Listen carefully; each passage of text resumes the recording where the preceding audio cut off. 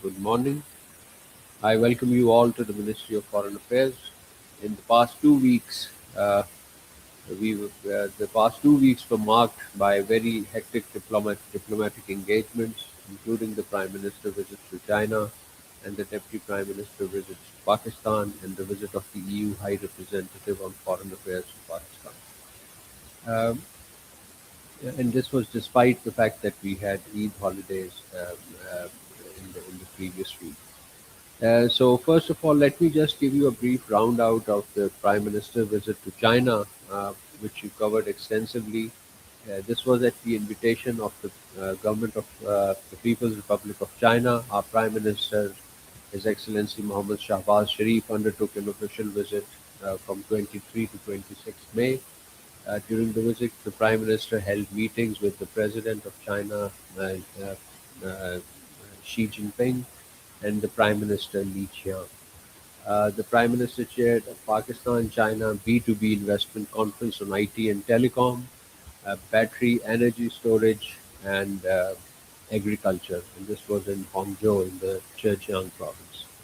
The joint statement issued was quite extensive, and the media carried it out.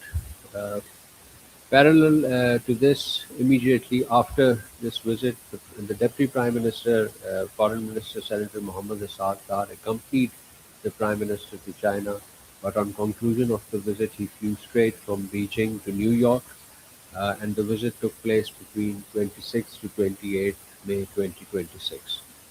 In New York, the Deputy Prime Minister, Foreign Minister participated in the United Nations Security Council open debate on maintenance of international peace and security, upholding the purpose and principles of the UN Charter, and strengthening the UN-centered international system. On 28th May, the Deputy Prime Minister, Foreign Minister attended the meeting of the Group of Friends on Global Governance, held under the theme of reforming and improving global governance, working towards addressing the common challenges. On the sidelines, the Deputy Prime Minister held bilateral meetings with his counterparts as well as the senior UN officials. These included the Secretary General of the United Nations, the Foreign Minister of Azerbaijan, Bahrain, Cambodia, uh, China, Colombia, Costa Rica, Cuba, the Czech Republic, uh, Indonesia, Panama, and the Minister of State for Foreign Affairs of the Portugal. We have been issuing regular press releases and media readouts of these meetings, which you covered in your reports. On 29th May, the Deputy Prime Minister, Foreign Minister Senator Mohammad Asad Dar, met with the U.S. Secretary of State and National Security Advisor Marco Rubio in Washington, D.C. The two leaders appreciated the positive trajectory of Pak-US bilateral relations over the past year. They discussed wide-ranging issues of mutual interest and agreed to upscale and strengthen economic and trade relations, cultural cooperation, as well as partnerships in counterterrorism and security domain. While exchanging views on the evolving regional and global situation, the Deputy Prime Minister and Foreign Minister expressed his deep admiration for President Trump's vision and commitment to peace, including his support for the US-Iran ceasefire and dispatch of a high-level delegation led by Vice President J.D. Vance to Islamabad for bilateral peace talks in April. The Secretary of State, Marco Rubio, acknowledged Pakistan's diplomatic and mediatory efforts. He also commended close engagement and continued uh, coordination between Pakistan's leadership and the US administration.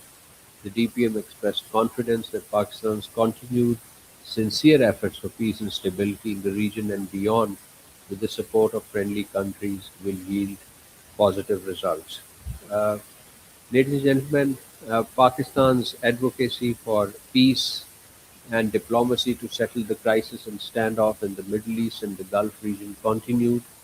After having important discussions in New York and Washington, and on the first working day upon his return to Islamabad, the Deputy Prime Minister, Foreign Minister received a telephone call from the Egyptian Foreign Minister Badr Abdullateh and on the same day he spoke with the Foreign Minister of Iran, Sayyid Abbas Araghchi.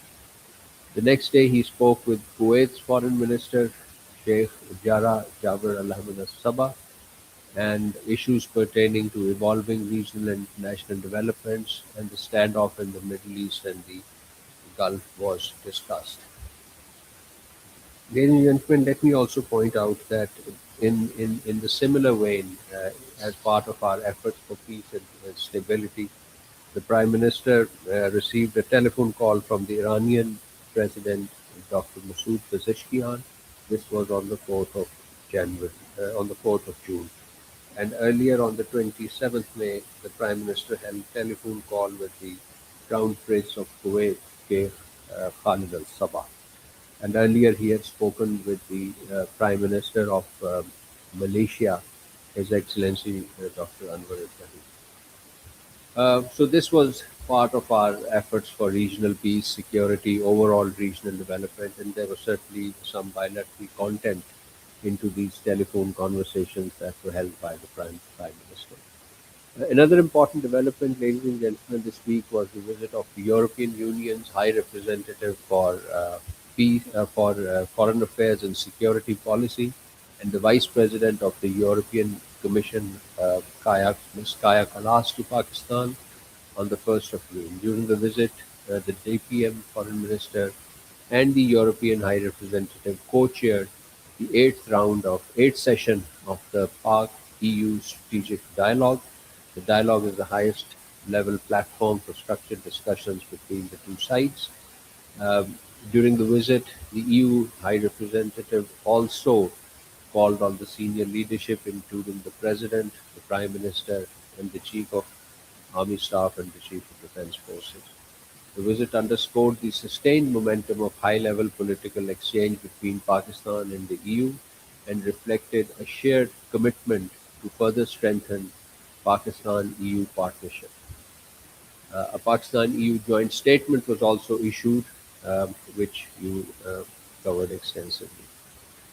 Finally, ladies and gentlemen, this week you must have seen that the eight foreign ministers from the group of eight countries, that is Pakistan, Egypt, Turkey, Indonesia, um, UAE, Saudi Arabia, Qatar, and Jordan, issued a joint statement that strongly condemned the continued incursion by extremist Israeli settlers into Al-Aqsa Mosque, Al-Haram al-Sharif, and other measures by Israeli forces aimed at uh, undermining the sanctity and status of the Islamic and Christian holy sites in the occupied Palestine.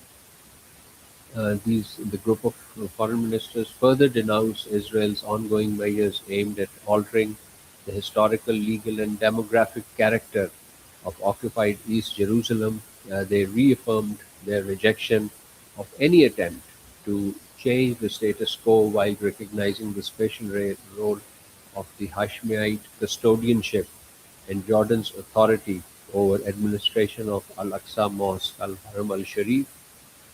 The ministers called on Israel to immediately cease all illegal and provocative actions, warning that continued violations risk escalating tensions, instability, and extremism. They also reaffirmed their steadfast support for the Palestinian people, including their right to self-determination and the establishment of an independent sovereign state of Palestine with Jerusalem as its capital, in accordance with international law and the two-state solution. So this, ladies and gentlemen, concludes my opening statement, and I'll open the floor